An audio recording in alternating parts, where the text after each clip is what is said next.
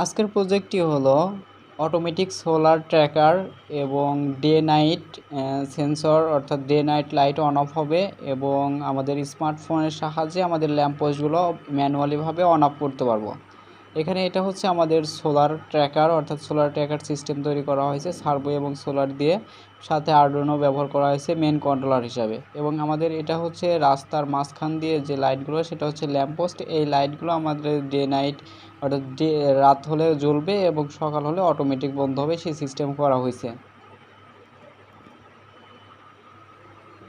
এখন আমি এই এলডিআর অর্থাৎ এই সেন্সরের উপর হাত লাগলে অন্ধকার হচ্ছে, যার ফলে আমাদের লাইটটি জ্বলে উঠছে অটোমেটিক, এবং হাত সরিয়ে নিলে সেন্সরের উপর আলো পড়ছে, যার ফলে লাইটটি বন্ধ হয়ে যাচ্ছে।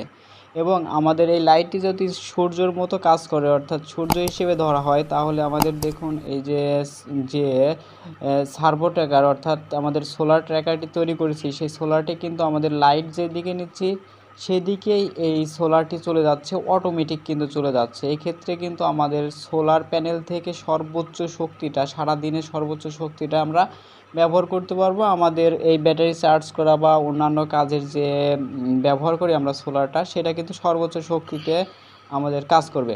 কারণ সোলার যদি একদিকে থাকে এবং সূর্য যদি তার বিপরীত দিকে থাকে, সেই ক্ষেত্রে কিন্তু সোলার থেকে সর্বোচ্চ পাওয়ারটা পাওয়া যায় না।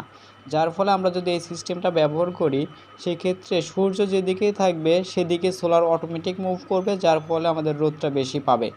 এর ফলে আমাদের জাস্ট পাওয়ারটাও বেশি পাওয়া যাবে। এখন আমাদের এই লাইটগুলোকে ম্যানুয়ালিভাবে, অর্থাৎ মোবাইল দ্বারা কন্ট্রোল করব, অর্থাৎ স্মার্টফোন দিয়ে আমরা কন্ট্রোল করব। এর জন্য আমাদের অ্যাপ্লিকেশন প্রয়োজন হবে এবং আরডুইনোর কোড প্রয়োজন হবে, সার্কিট ডায়াগ্রাম প্রয়োজন হবে। আমি সমস্তগুলো ডেসক্রিপশনে দিয়ে দেবো, আপনারা অবশ্যই সেটি চেক করবেন। এখন আমি যদি আমার একটি স্মার্টফোন দিয়ে, দেখুন এখানে ক্লিক করলে অটোমেটিক লাইটটি জ্বলে উঠবে এবং বন্ধ হয়ে যাবে।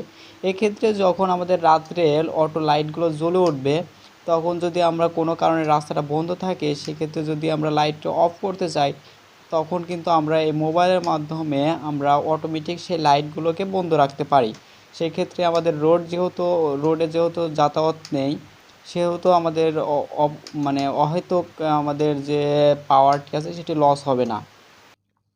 সো আজকের প্রজেক্ট মূলত এতটুকুই ছিল। যদি ভিডিওটি ভালো লেগে থাকে তাহলে অবশ্যই লাইক কমেন্ট করবেন, আর আপনি যদি আমার চ্যানেলে নতুন হয়ে থাকেন প্লিজ চ্যানেলটি সাবস্ক্রাইব করে পাশে থাকবেন।